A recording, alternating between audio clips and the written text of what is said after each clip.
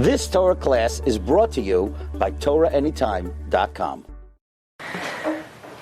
This week, Klal Yisrael will be commemorating the Shloshim of one of the Gdolei Hadar, one of the Poskei Hadar, Rav Shmuel HaLevi Wosner, Zecher Tzaddik Levracha, known as the Shevet HaLevi, after the name of his 11 volumes of Shalos Teshuvos on the Dalet Chelkei Shulchan Aruch.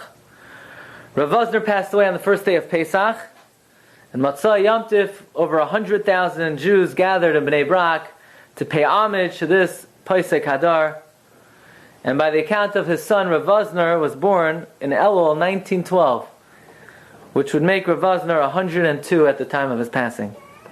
One who would look at Rav Wosner even at an advanced age, after 100 years old, would seem to see what looked like the perfect picture of health. Yet, Professor Elio Sorkin, the head of the ICU at HaLevi Hospital and an international expert on lung illness, he said that by looking at the x-rays, it showed a completely different story. The doctor asked the family if Rav Wosner ever suffered from any lung ailments. And they said yes, in fact. 84 years ago, when Rav Wosner was still a bacher learning in Yeshiva Chachmei Lublin, he used to wake up every night at 2 a.m.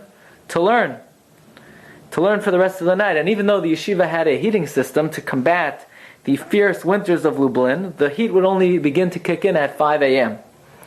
Rav Wosner would sit there night after night in the freezing cold, warmed only by the Gemara that he was learning. However, in time he contracted pneumonia. The doctors feared for his life. The prognosis was very grim, but the Torah that he sacrificed for us seemed to have protected him. Rav Sorkin showed the family the x-rays. He says, look, the infection never left your father's body. For the last 84 years, he was living with pneumonia. But the family understood perfectly. Even a germ did not want to leave the holy body of their father. As a young boy, Rav Shmuel learned in Salem under Rabbi Yosef Elimelech Kahana, Hashem Yimkom Damai, and it was during this period that he forged a steel bond with Masechta Shabbos. He would learn Shabbos in all of his free time, Masechta Shabbos, Hilchos Shabbos, and until his final illness, he wielded a special mastery over this Miktsaya and Torah. 1923, a new chapter in the era of yeshivas began with the commencement of Yeshiva Chachmei Lublin, which was really the very first yeshiva that had a full campus, dining room, dormitory, and of course this yeshiva was founded by the legendary Rav Meir Shapiro. Rav Meir Shapiro was in Vienna raising funds for his project, and when he shared the vision with the Jewish community leaders of Vienna, they said, look, we have among us a young bacher who's destined to become a great Rav. And they bring Rav Meir Shapiro to the shul, and he sees this diligent young man radiating Yiras Shamayim. Lubliner Rav meets the bacher, he's very impressed, and he invites him to have a faher in the yeshiva. So Rav Meir Shapiro, the young boy, purchases a ticket.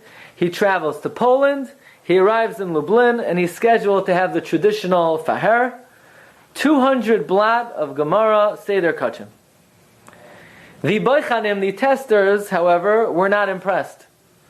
And they informed the bacher that there was no room for him. Can you imagine? Future Gadol Adar was not accepted in the yeshiva. Young Shmuel, he acted with complete equanimity, menuchas hanefesh. He asked about the next train back to Vienna, and he goes to learn in the shul in the meanwhile. He sits down in the shul, and hashgacha had it. Who walks into the shul? None other than Rav Meir Shapiro. He sees the young man immersed in a sefer, poring over the sefer. Rav Meir Shapiro greets him. He says, what are you doing here? He says, I came for the bechina, but I did not succeed. Rav Meir Shapiro said, you go back to the yeshiva with permission, with no permission, you have my permission. We'll give you a 3-month trial period. That 3-month trial period lasted about 90 years and ended on the first day of Pesach. In fact, when Rav Meir Shapiro passed away at the age of 46 years old, out of hundreds of bachrim in the yeshiva, it was Rav Wosner that was selected to travel all over Europe to be maspid Rav Meir Shapiro. As a bacher in Yeshiva Chachmei Lublin, Rav Wosner was like a fixture in the yeshiva, and the Talmidim used to joke that if the yeshiva ever wanted to renovate, they would never be able to move him from his seat. For a period of time, he remained in the yeshiva building for months, did not leave the building. Late one night, when it became too dark in the Beis Medrash for Rav Wosner to learn, so he moved to the balcony to learn by the moonlight. And Rav Meir Shapiro walks in, and he's very taken by the scene of this young man learning, straining his eyes by the moonlight, and he gave him a bracha. He said, "May I bless you that you never need a cane and that you never need eyeglasses." And in fact, even at the age of 102, Rav Wosner did not need a cane and he did not need glasses. One time late at night, Rosh Shiva was walking with Rav Wosner, and in a moment of candor, he confides in Rav Wosner. Rav Meir Shapiro did not have children. He confides in him, "I have two children in this world. One is a Daf Yomi, and one is Yeshiva Chachmei Lublin. I wish somehow I could transfer the yeshiva to Eretz Yisrael." Ultimately, Rav Wosner carried on this legacy. When Rav Wosner came to Eretz Yisrael, he had a dream. And Rav Meir Shapiro came to him in a dream asking him to reestablish the Shiva in Eretz Yisrael, which he did. Now the story of how Rav Wosner came to Eretz Yisrael is one of the most remarkable stories you'll ever hear. 1938, the winds of war had already come to Europe, but no one had any inkling of an idea that would make its way to Pressburg. To this day, no one even knows what motivated Rav Wosner to make his decision. Everyone thought he lost his mind.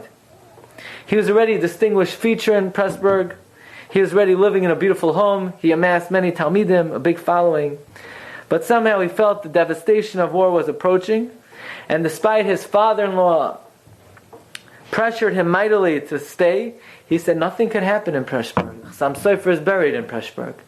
Rav Wosner said, "Look, there are many Gedolim buried in Frankfurt. Look what's going on over there." Rav Wosner was resolute, and he, together with his wife, boarded an illegal Haganah ship with the slim hope of being allowed entrance to Palestine. Now, at the time, the British were not letting anyone in. There were 150 passengers on board. The boat was rejected at all the Israeli ports, all the Palestinian ports. And for weeks, the captain piloted the ship by all the ports of the seacoast, hoping that in a moment of mercy, the British would let them in. Never happened. After 2 months, the announcements came on the loudspeaker. There were no more supplies.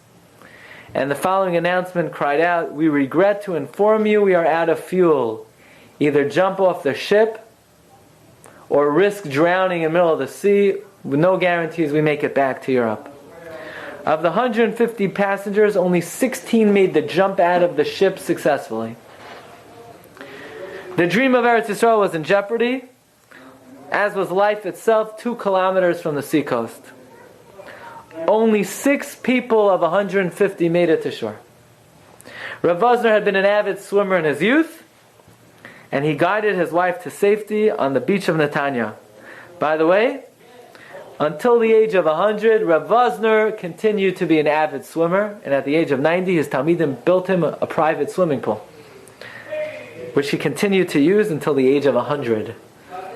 Aside from his tremendous chus that protected him even at an old age, Rav Wosner always maintained his health. He walked daily. He carefully maintained his daily schedule. He would not go to sleep after 10:30 p.m. He woke up 4 a.m. He went to sleep. He was makbid to go to sleep early and to wake up early. But he always cared for his health. Rav Wosner's parents, how were they zeicha to have such a gadol hadar? Well, when Rav Wosner's son, Yosef Tzvi, was a teenager, his grandmother was sitting at the Shabbos table, and he asked his grandmother, "Baba, tell me, how were you zeicha to have a son like our father who has illuminated the whole world with fire?" Her face lit up, and she told the following story, a story she never told her own son. Rachel Schiff was her name, her maiden name, the mother of the Shevet HaLevi, was blessed with an enchanting singing voice. She related that as a child they were obligated to attend government school, and the report of her magnificent voice eventually reached the staff and administration. One day she was summoned by the headmaster of the school. Headmaster says, "Young girl, the Vienna Court Opera has heard about you," he said, beaming, "and the famous Gustav Mahler has invited you to join the opera." They pressured her mightily. thinking of the prestige it would bring the school. When I resisted, she said, the principal had government officials get involved, and the Ministry of Education even offered our family a generous financial grant. The newspapers began to write about it, how a young girl named Rosa Shift rejected an invitation to join the court opera because of religious beliefs. Meanwhile, she said, my father was a student of the Chafetz Chaim, and he heard that the great Gadol was visiting Vienna, and he asked me to come along to get a bracha. He said, you're already 18 years old, let the Gadol give you a bracha to find the shidduch. So I went together with my father and mother. We all went to greet the Chafetz Chaim. And when we entered, he raised his holy eyes. He says, Reb Ben Sion, it's good you came. I heard in Vienna there's a Yiddish Tochter who generated a great Kiddush Hashem by her refusal to bend her principles. I heard her name is Shif. Are you related to her? My father was overcome with emotion. He pointed at the doorway. He said, yes, it's my daughter. There she is. Chafetz Chaim's face lit up. My father realized this was an auspicious time to ask for a bracha. Said the Chafetz Chaim, in the zechus of your great deed, you will merit a wonderful shidduch, and you will have a son who will brighten the whole world. Wosner couldn't believe it. He never heard from his mother about this bracha. So Wosner asked his son, ask your grandmother why she never told me this story. So he asked the grandmother, she said, for what purpose? It would only make him into a Baal Gaiva. Said Rav Wosner, now I understand. My whole life my mother would warn me. She would say, learn well. I gave up a lot for you. And I never knew what she meant. Yehei Zichrei Baruch, may the zchus of this great tzaddik stand up and protect all of Klal Yisrael. May we be inspired by all of his achievements. But let's not forget how precious every challenge is in life, how every opportunity in life is so important. Don't forget how one simple young lady in Vienna, as reward for overcoming one challenge in life, one opportunity in life, Hashem rewarded her with a son that brought life to the entire world. You've just experienced another Torah class brought to you by TorahAnytime.com.